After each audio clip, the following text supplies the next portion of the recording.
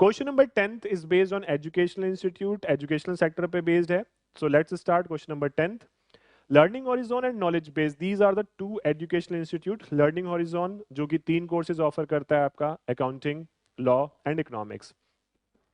And this is privately funded as well as government funded. यहाँ पे students, वो students भी आते हैं जिन्हें की गवर्नमेंट स्कॉलरशिप पे करती है, और एज वेल एज वो स्टूडेंट्स भी आते हैं जो कि अपने पॉकेट से फीस भरते हैं. वही नॉलेज बेस सेम कोर्सेज, तीनों कोर्सेज जो नॉलेज लर्निंग हॉरिजॉन है वही ऑफर कर रहा है, और ये एंटायरली प्राइवेटली फंडेड इंस्टीट्यूट है. राइट. इंफॉर्मेशन दे हुए इनके ऑपरेशंस के बारे में. For the year ended 31 March 2019, budgeted और एक्चुअल फीस दिया हुआ है, और ये बताया कि बजटेड और एक्चुअल फीस दोनों सेम है, और fees structure privately government funded दोनों बताया हुआ है, कोर्स वाइज बताया हुआ है, as well as knowledge base का भी बताया है. सैलरी स्ट्रक्चर बताया हुआ है, 2 स्टाफ बताए हैं आपके, एक तो लेक्चरर्स और दूसरे एडमिनिस्ट्रेटिव स्टाफ. इसके बाद बजटेड कॉस्ट बताता है. बजटेड कॉस्ट इसका मतलब सैलरी को छोड़ के उसके उसके बाद के खर्चे, जिसमें 5 खर्चे बताए. ट्यूशन मटेरियल बताया है, कैटरिंग बताया है, क्लीनिंग एक्सपेंसेस बताए हैं, अदर ऑपरेटिंग एक्सपेंसेस और डेप्रिसिएशन. अदर ऑपरेटिंग एक्सपेंसेस में आपके cost of freelancing staff included है. ये कॉस्ट स्ट्रक्चर जो दिया हुआ है वो 8500 स्टूडेंट्स के बेसिस पे बजट बनाया हुआ है, जिसमें वेरिएबल कॉस्ट और फिक्स्ड कंपोनेंट सेपरेटली बताए हुए हैं. दैट मींस अगर मुझे फ्लेक्सिबल बनाना हो, फ्लेक्सिबल बजट बनाना हो, तो बहुत आसानी से बनाया जा सकता है. और अगर एक्चुअल स्टूडेंट्स मेरे डिफरेंट होंगे बजटेड स्टूडेंट से, तो मुझे फ्लेक्सिबल बजट बनाना पड़ेगा, क्योंकि मैं तभी कंपैरिजन कर पाऊंगा. Actual cost other than salary cost, ये ऊपर जो दिए हुए वो बजटेड कॉस्ट है. अब इसके बाद एक्चुअल कॉस्ट दिए हुए हैं आपको, पांचों के एक्चुअल कॉस्ट दिए. फैसिलिटीज क्या है? Keeping in line with the latest technological development. Technological development आ रहे हैं समय के साथ, तो उसके साथ knowledge base is introducing. Knowledge base जो कंपिटिटर है, पीर है, वो उसने ऑनलाइन कोचिंग इंस्टीट्यूट से स्टार्ट कर दिए, ऑनलाइन ट्यूशन से स्टार्ट कर दिए.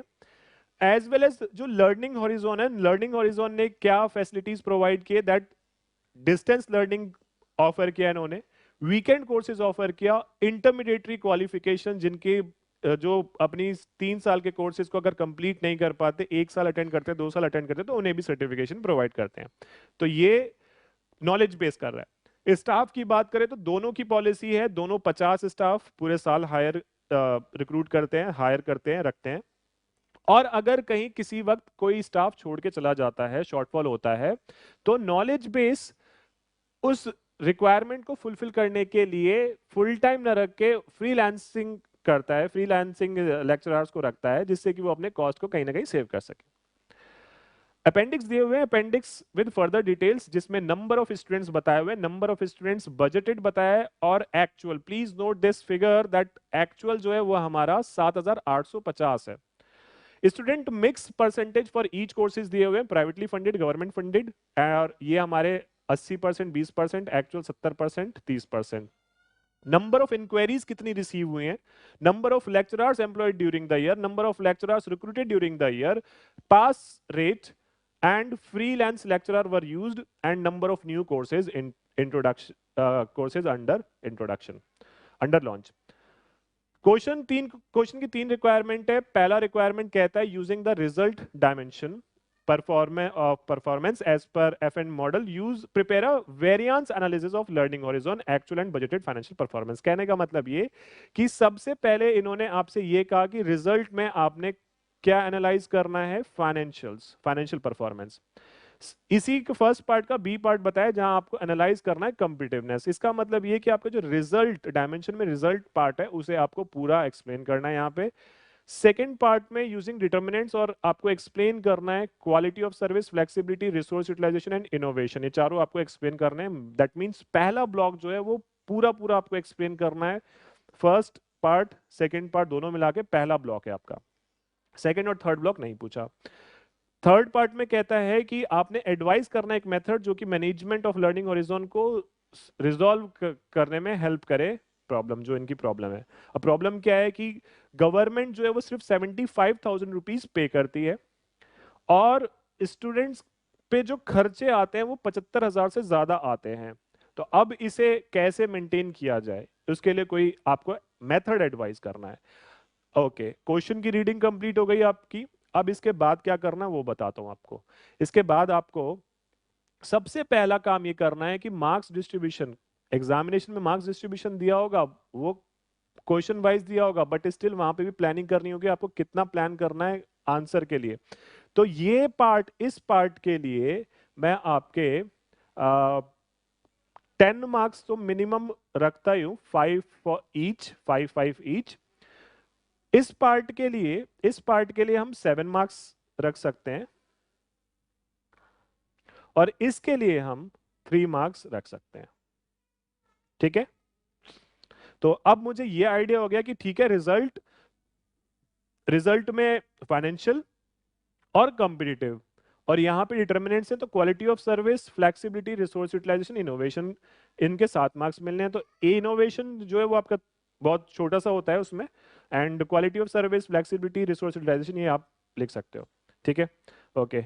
इसके बाद आपने क्या करना है, आंसर पे प्लीज आ जाओ जरा। आंसर में सबसे पहले आपको फाइनेंशियल स्टेटमेंट के लिए क्या है, एनालाइज करना है। एनालाइज का मतलब क्या है कि आपको reasons, please note this very carefully. पिछले क्वेश्चन में एडवाइस बोला था, राइट? तो वहां पे हमने एडवाइस किया था, यहाँ एनालाइज बोल रहा है, तो इसका मतलब हमें कि रीजंस देने हैं। जो भी फैक्ट्स हैं हमारे सामने, जो भी इंसिडेंट्स हैं, जो भी सिचुएशंस हैं, उनके पीछे रीजंस क्या हैं वो एनालाइज करना है, वो फाइंड आउट करके यहाँ पे लिखना है। ठीक है, या वो बताने हैं। तो मतलब पहले पहले पार्ट में ए और बी में दोनों ही में ये काम करना है।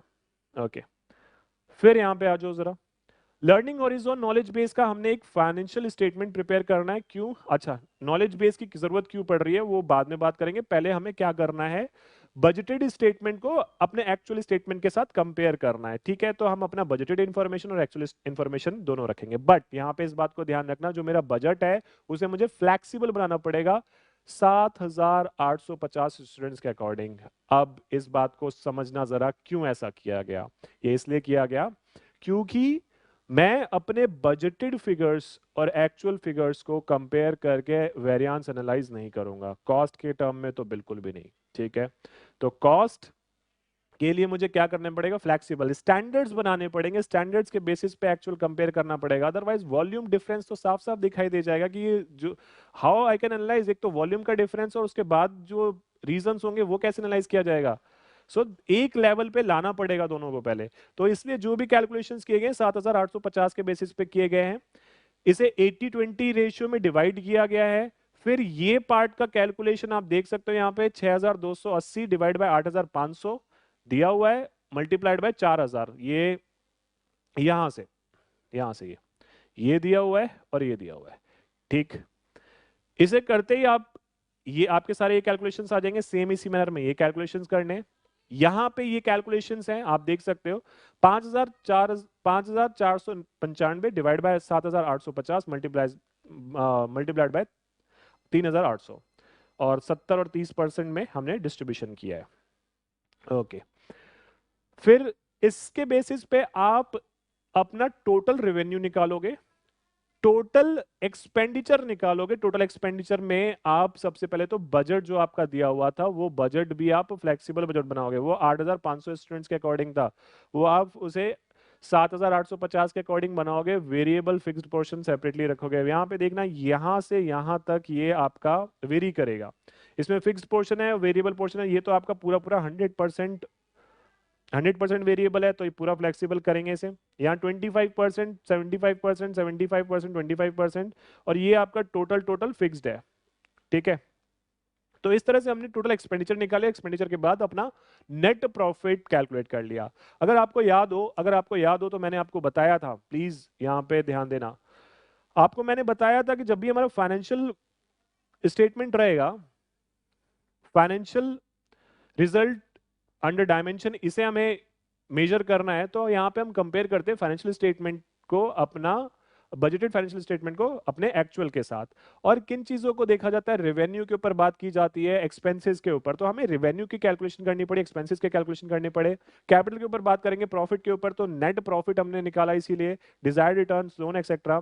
तो डेफिनेटली हमें अब यहाँ पे एडवाइज नहीं करना है, हमें क्या करना है, एनालाइज करना है। ठीक है, तो यहाँ पे हम बात करेंगे कि सबसे पहले नंबर ऑफ स्टूडेंट क्यों 8,500 से 7,850 रहे, इसके पीछे क्या रीजन रहा, इसे ढूंढना चाहिए, नॉन फाइनेंशियल एस्पेक्ट्स को देखना चाहिए।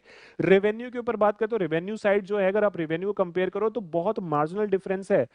एक 81 करोड़ है और यहाँ पे एक्चुअल्स आपके 79.87 करोड़ है, तो बहुत मार्जिनल डिफरेंस है। बट ये मार्जिनल डिफरेंस किस वजह से है, वो नंबर ऑफ स्टूडेंट जो मिक्स रेशियो है उसमें चेंजेस आए हैं। एक्सपेंडिचर की बात करें तो on expenditure side 63 crore rupees के एक्सपेंडिचर, एक्चुअल एक्सपेंडिचर हुए हैं, जो कि 12% बजट से ज्यादा है। बजट हमारा 56 करोड़ का था, 56 करोड़ का बजट है, एंड जो आपके एक्चुअल्स हैं वो 63 करोड़ रुपीस हैं। तो परसेंटेज बेसिस पे आप जरूर कंपेयर करके बताओगे 12% का इंक्रीज है। एंड ये ओवर बजटिंग क्यों हुआ है, over budgeting due to salary component. Salary component अगर देखा जाए 25 लाख रुपीस सैलरी में ज्यादा पे हुआ है, क्योंकि हाई रेट, मार्केट रेट ज्यादा है, इसलिए ट्यूशन मटेरियल कॉस्ट देखा जाए, ट्यूशन मटेरियल कॉस्ट 36 लाख का बजट है, 42 करोड़ रुपीस। क्वालिटी ज्यादा अच्छे, बेटर क्वालिटी के मटेरियल्स प्रोवाइड करना चाहते हैं, तो उसके लिए अब आपको फीस के ऊपर भी इंपैक्ट उसका कंसिडर करना पड़ेगा, मैनेजमेंट कंसिडर कर सकती है। देन इसके बाद और एक्सपेंसेस अगर देखें तो कैटरिंग एक्सपेंसेस में ज्यादा फर्क नहीं है, क्लीनिंग एक्सपेंसेस में भी ज्यादा फर्क नहीं है। अदर ऑपरेटिंग कॉस्ट में जी हाँ 4 करोड़ 90 लाख और 6 करोड़, यानी 1 करोड़ रुपीस, 1 करोड़ 10 लाख रुपए का डिफरेंस है। वो 1 करोड़ 10 लाख रुपए का डिफरेंस क्यों है, वहां पे आपको वेरिएबल और फिक्स्ड कंपोनेंट को एनालाइज करना पड़ेगा। फिक्स्ड सेम रहना चाहिए, अगर फिक्स्ड में भी चेंजेस आते हैं तो उसके रीजंस को एनालाइज करना है, और वेरिएबल में चेंजेस आए हैं तो कितना चेंज आया और उस क्या कितना एक्सेप्टेबल है। देन डेप्रिसिएशन आपका सेम है। सो आपके एक्सपेंडिचर साइड भी कंप्लीट होते हैं एनालिसिस पार्ट पे। कंक्लूजन में आप बताना रेवेन्यू कितना है और एक्सपेंडिचर्स में ग्रोथ के वजह से टोटल ओवरऑल बेसिस पे आपका जो लॉस ऑफ प्रॉफिट है, लॉस ऑफ प्रॉफिट अगर देखा जाए तो लॉस ऑफ प्रॉफिट कितना है, there is a shortfall of 8.48 crore rupees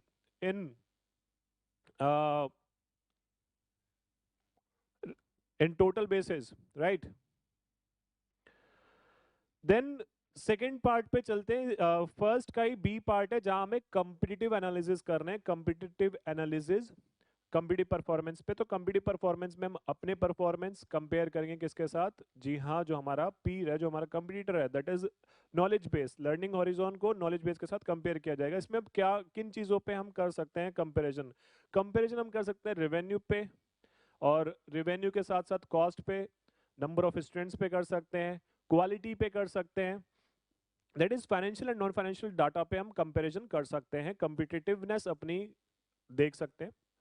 so यहाँ पे टोटल रेवेन्यू हमें ऊपर वाले स्टेटमेंट से मिल जाएगा। नंबर ऑफ स्टूडेंट्स कितने, तो रेवेन्यू पर स्टूडेंट कितना आता है, टोटल कॉस्ट कितना है, नंबर ऑफ स्टूडेंट्स कितने हैं, तो कॉस्ट पर स्टूडेंट्स कितने आते हैं।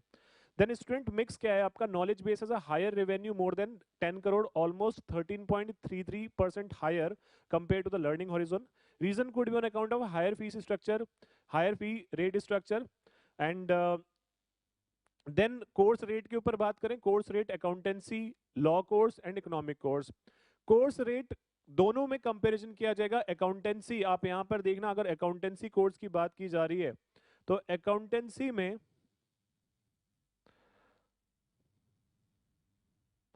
They charge 1,20,000 and knowledge based charge 1 lakh rupees. ये 1,20,000 चार्ज करते हैं, ये 1,50,000 चार्ज करते हैं, 80,000 चार्ज करते हैं, 1 लाख रुपए चार्ज करते हैं।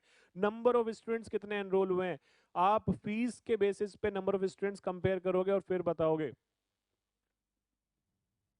तो यहां पर देखना चार्जेस 1,20,000 और नॉलेज बेस 1 लाख रुपए चार्ज करता है। Reason for the higher enrolment at knowledge base समझ सकते हो क्यों है।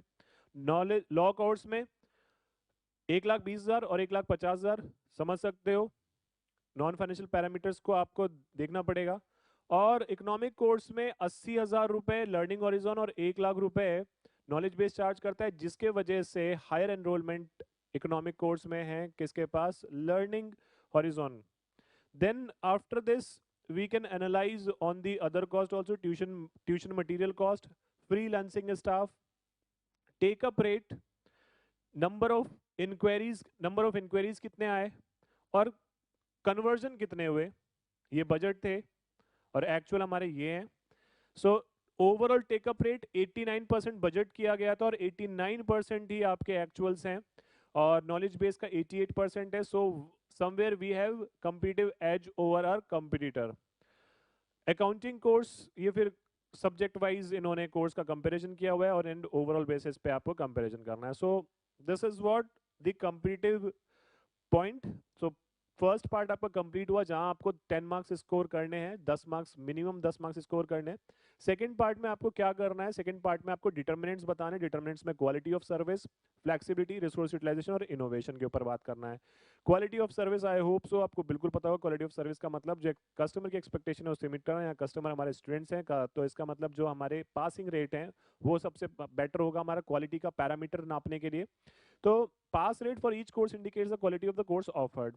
Accountancy, law, economics, overall pass rate. Overall pass rate पे अगर हम देखें तो 95% ओवरऑल पास रेट बजट बनाया गया, जबकि 97% हायर पासिंग रेट है लर्निंग हॉरिजॉन का। नॉलेज बेस की बात करें तो 93% है।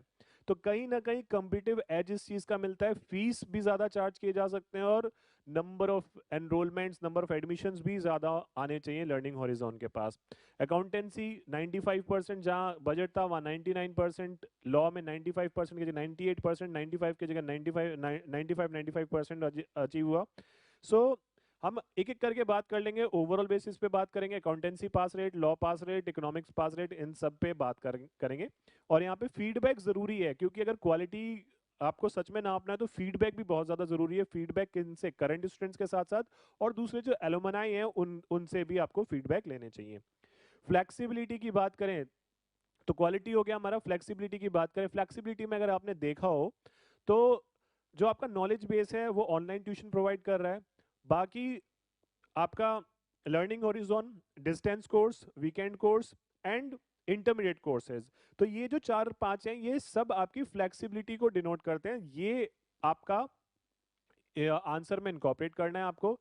बट आपको ये बात जरूर बतानी है कि आपका जो मेन ऑब्जेक्टिव है वो क्वालिटी एजुकेशन इंपार्ट करने की है, वो उसके साथ कहीं पे भी कॉम्प्रोमाइज नहीं होना चाहिए। ये आपकी फ्लेक्सिबिलिटी है। थर्ड है आपका रिसोर्स यूटिलाइजेशन। रिसोर्स यहाँ पे कौन है, आपके स्टाफ। स्टाफ की बात करें दोनों institute 50 staff through out the year लेकर चल रहे हैं। इन केस अगर शॉर्टेज होती है, कोई स्टाफ छोड़कर जाता है तो उसकी रिप्लेसमेंट कैसे किया जाएगा। जो नॉलेज बेस है वो तो फ्रीलांस स्टाफ हायर करता है, ठीक है, और वहीं that learning horizon is hiring the full time person.